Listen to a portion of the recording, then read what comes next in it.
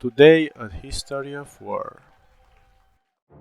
Sparta was a warrior society in ancient Greece that reached the height of its power after defeating rival city-state Athens in the Peloponnesian War, 431-404 before Christ.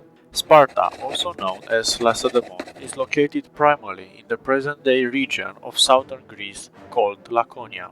Spartan culture was centered on loyalty to the state and military service. The population of Sparta consisted of three main groups: the Spartans, who were full citizens, the Helots, who were prisoners for the Spartans and were used for hard work, and the Perioeci, who were neither prisoners nor citizens.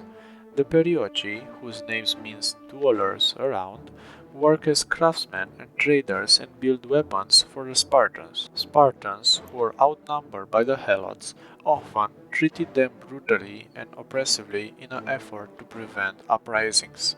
The Spartan military. Unlike such Greek city-states as Athens, a center for the arts, learning, and philosophy, Sparta was centered on a warrior culture.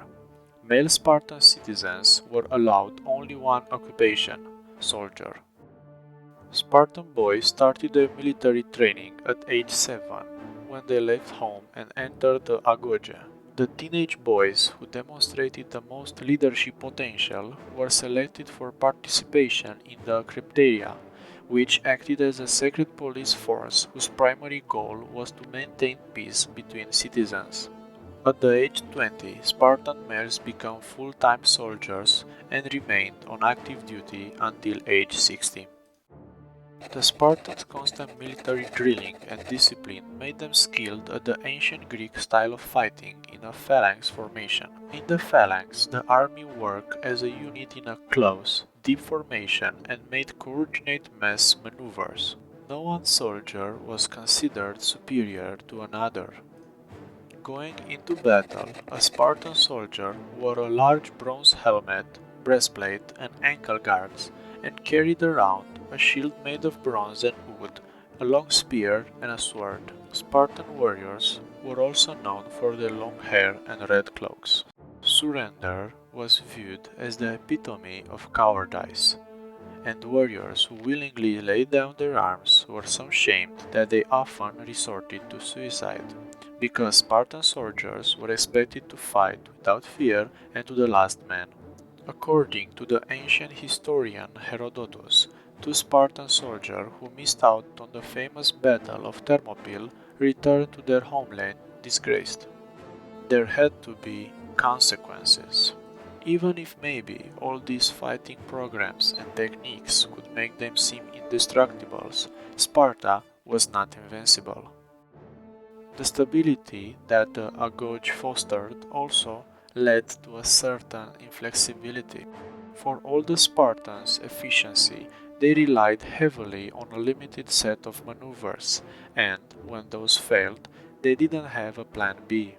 Eventually, it produced a sort of conceptual lock when Spartans could not imagine any other kind of life. This made it very difficult for Spartans to accept innovation in war or politics. Decline of the Spartans. Despite their military prowess, the Spartans' dominance was short-lived. In 371 before Christ, Sparta suffered a catastrophic defeat at the hands of the Thebans at the Battle of Leuctra.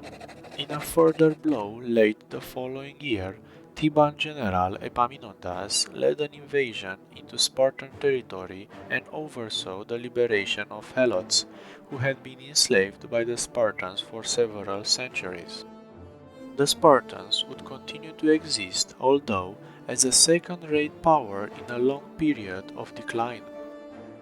In AD 34, Otto, the king of Greece, ordered the founding of the modern-day town of Sparti on the site of ancient Sparta.